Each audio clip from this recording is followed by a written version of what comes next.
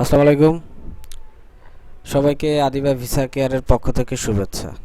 তো আজকের ভিডিওর টপিক হচ্ছে কিভাবে আপনি পোর্ট ফি দিবেন আর কি। তো নর্মালি হচ্ছে যারা বেনাপোল থেকে, এই সুবিধাটা শুধুমাত্র হচ্ছে যারা বেনাপোল থেকে যারা ইন্ডিয়াতে ভ্রমণ করবেন তাদের জন্য হচ্ছে। দেখেন, বেনাপোল ল্যান্ড পোর্ট, এবং এটা হতে হবে, মাস্ট বি ল্যান্ড পোর্ট হতে হবে।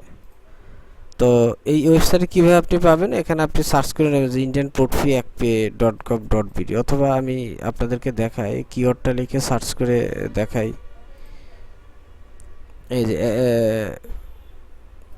একপে, এই যে এখন এই ওয়েবসাইটে আপনারা যাওয়ার পরে প্রথমে কি করবেন, যেমন প্যাসেঞ্জার নেম দিলেন যে কোনো, আর এখানে ফোন নাম্বার দিলেন, আর ডিপার্চার পোর্ট হচ্ছে Benapole land port, country code এখানে বিজিডি সিলেক্ট করে দিবেন। আচ্ছা, পাসপোর্ট নাম্বারটা এখানে অনেক করেছি। তো আপনি ডিপার্চার ডেট হচ্ছে সংশ্লিষ্ট, আপনি কোন ডেটে যাবেন, যেমন আজকে হচ্ছে এপ্রিলের 15 তারিখ, যদি আপনি 30 তারিখে যেদিন আপনি যাবেন ঠিক ওই ডেটটা এখানে সিলেকশন করবেন। করে এখানে বিকাশ আছে, নগদ আছে, উপায় আছে, রকেট, এমএক্স আছে, সিটি ব্যাংকের MX card, master card, visa card, যেটা আপনার সুবিধা হয়। তো সেটা আপনি সিলেকশন করে পে বাটনে আপনি প্রেস করবেন। তো এখানে দেখুন, তো এখানে আপনার সংশ্লিষ্ট টোটাল হচ্ছে 55 টাকা 20 পয়সা।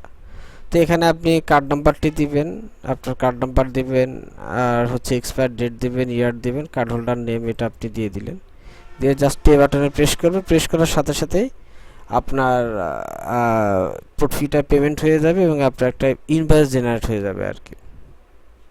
তো আশা করি বুঝতে পেরেছেন।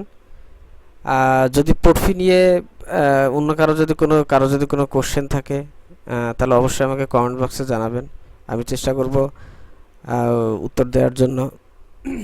আর যারা আমার চ্যানেলে নতুন, অবশ্যই চ্যানেলটি সাবস্ক্রাইব করে দিবেন এবং পাশে থাকা বেল বাটনটি প্রেস করে দেবেন, তাহলে নতুন নতুন ভিডিও পেতে আপনাদের জন্য সুবিধা হবে। ইনফরমেশন, ইন্ডিয়া বা অন্যান্য দেশের ভিসা রিলেটেড ইনফরমেশন পেতে অনেকটা সুবিধা হবে।